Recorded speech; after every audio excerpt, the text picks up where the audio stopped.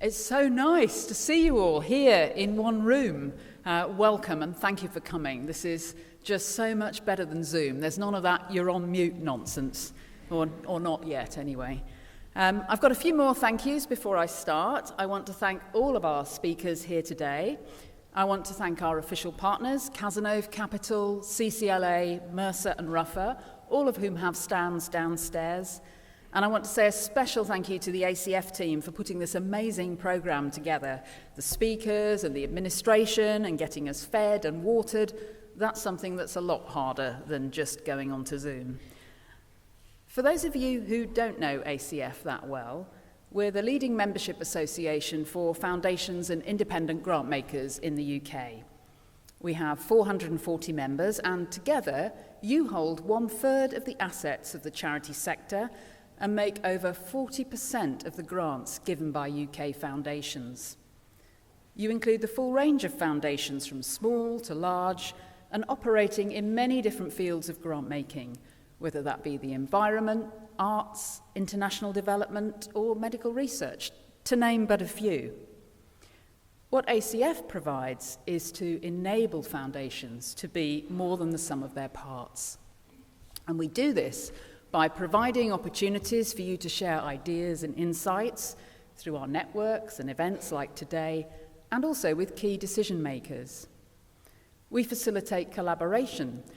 Our Funders Collaborative Hub, begun during the pandemic, now supports 115 collaborative opportunities between funders on a range of issues.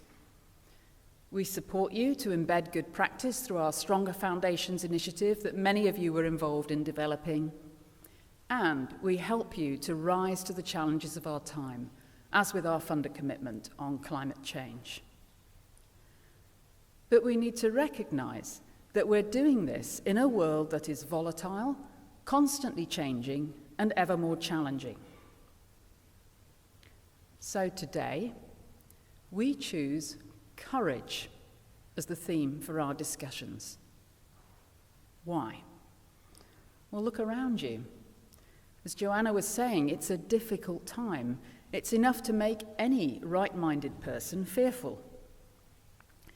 In the 3 long years since we last gathered in person for our annual conference in this very room, global events have transformed the context for our work. We have seen the COVID pandemic and ensuing lockdowns. We've seen the brutal murder of George Floyd and the profound reckoning that this triggered in how we prioritise, address, and speak about the importance of dismantling racism and advancing diversity, equity, inclusion, and belonging. We have seen the climate crisis reach our doorstep with an unprecedented heatwave in the UK this year. In just 4 days, in July, in England, this caused 2,803 older people to die prematurely. And here, where we meet in London, in the same month, the fire service had its busiest day since the Blitz, dealing with multiple blazes in record-breaking temperatures. Abroad, we've seen the climate crisis fueling the displacement of many people. In Pakistan recently, devastating floods put 1/3 of the country underwater. And we have seen several wars, with the war in Ukraine leading to an energy crisis, and now we see a cost of living crisis, combined with a predicted recession where many people are expected to be pushed further into poverty. And all of this at a time when government funding for public services will stay the same at best and more likely contract in the coming years. It's not a pretty picture. It can feel very bleak. And that is why our hope, and yes, our courage, is essential. Foundations cannot hope to plug the spending gaps and solve all of the problems. They're simply too large, and we have no magic wand. But we can play an important role in responding to the needs of today and in sowing the seeds of change for the future. As funders, you are telling us that charities and community groups who are working with those most affected most negatively on the front line are having to constantly adapt, change, and do more with less. This is their norm. They're having to deal with unprecedented levels of need, quite frankly, demand that they just cannot meet. In addition, they and many other organisations that you fund, whether in the arts, in the health sector, or in education and research, many of them have a workforce or volunteers that are tired and increasingly burnt out and ever more difficult to retain and recruit. And they are fearful about what is to come this winter, with rising costs and falling revenues. For some, simply keeping the show on the road and the wheels turning takes an inordinate amount of courage. As foundations, you are not immune to these challenges of complexity, uncertainty, and unpredictability. If you have investments, they have been volatile. Depending on your funding area, you may also be dealing with unprecedented levels of need, and this also has an impact on you and your workforce. But for most foundations, you have resource. The challenge is about how to use it. So what does courage mean in this context? What does courageous foundation leadership look like? Well, I went to the Merriam-Webster dictionary, which defines courage as mental or moral strength to venture or persevere and withstand difficulty, fear, or danger. The Cambridge Dictionary has the ability to control your fear in a difficult or dangerous situation. Feel the fear and do it anyway, seems to be the gist. Well, so far, so theoretical. What does it really look like for us in this sector? Well, it takes courage to lean into tough conversations rather than avoiding them, especially when you are having to navigate situations that are new to you. You need courage to take risks and be willing to learn and reset after failure rather than being paralysed by fear or sticking to what you've always done because this feels safer, even if in reality this might not be the safe option.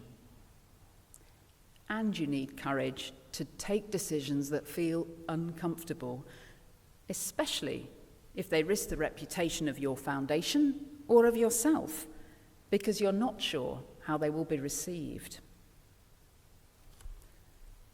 The TED talker and researcher Brené Brown captures some of this when she pleads for leaders to recognise the importance of allowing ourselves to be vulnerable, feeling uncertainty, risk, and emotional exposure, that unstable feeling when we step out of our comfort zone or do something that forces us to loosen control.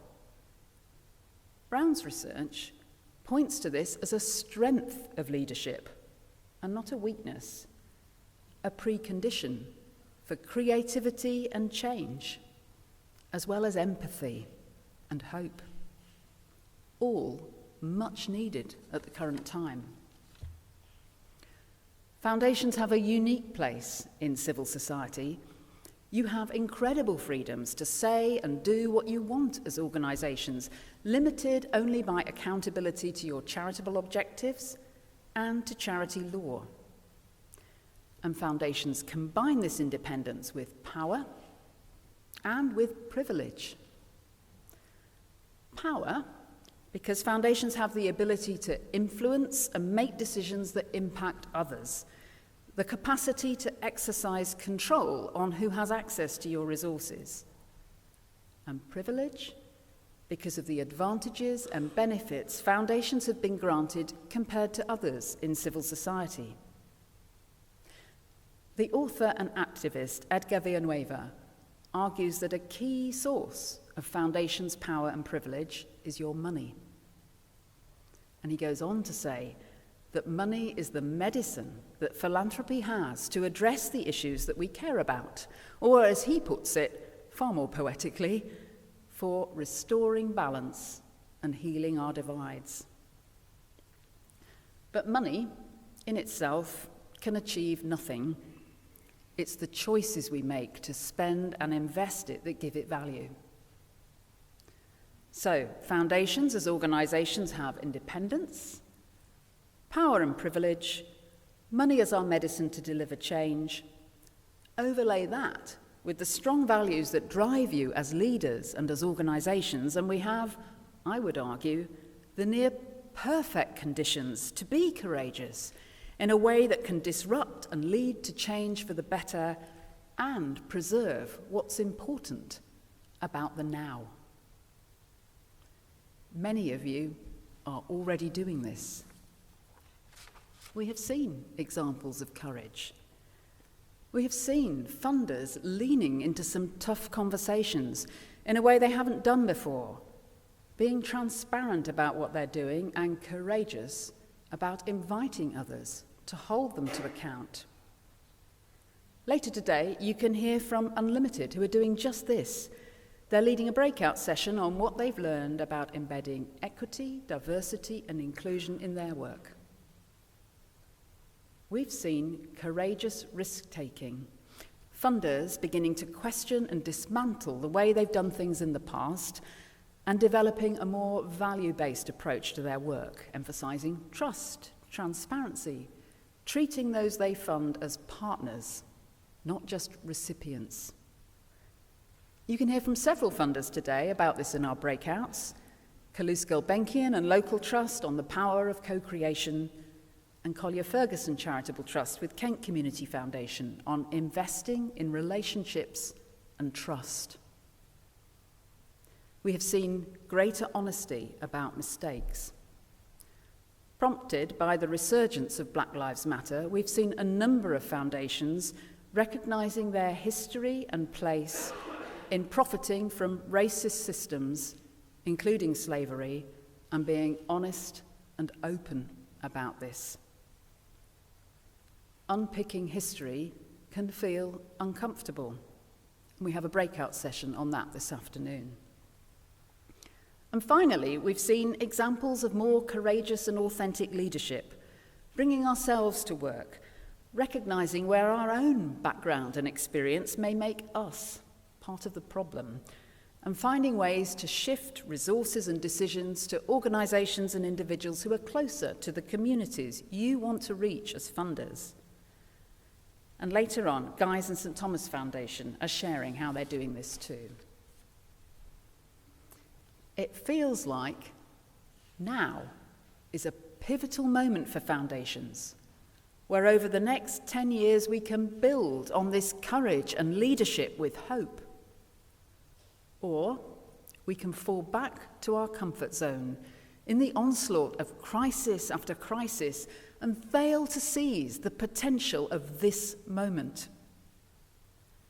My hope and ambition for us as a sector is that we can build on the good work we have begun and be ever more courageous and brave as we do so, to use our independence, our money, our power, with a strong values-based approach, to be courageous with our ideas and thinking, courageous about how we fund, what we fund, and courageous about how we lead and work with others. How can ACF support you to build on these strong foundations? Our new 5-year strategy comes into effect next year. Many of you have helped us shape this with your thoughts and ideas, and I'm so grateful for all of your insights. Our purpose will be to strengthen trusts and foundations individually and collectively to rise to the challenges of our times. Courage is a skill that can be learned. Brené Brown, that expert on courage, says it's like a muscle. Exercise it regularly. With each decision you make and over time, year on year, you will see what difference you have made. ACF will strive to help you exercise this muscle. We will provide brave spaces for you to test your ideas and have uncomfortable conversations, work with one another, take risk and share failures, as well as the learning this has led to. We want to support a more diverse sector. And yes, we want to celebrate its successes, your successes. It doesn't matter what the size of your foundation. It doesn't matter what your starting point is. You, our members, are living proof that you can seize the potential of the moment, move forward, and make the changes we all need to make to keep up with a constantly shifting context. This conference is capturing where we are today and will, I hope, support some deep thinking and connections for us all to help us prepare in a spirit of hope and courage for whatever the future may throw at us. Thank you. Thank you for being here today, and I hope you have a wonderful day. Thank you.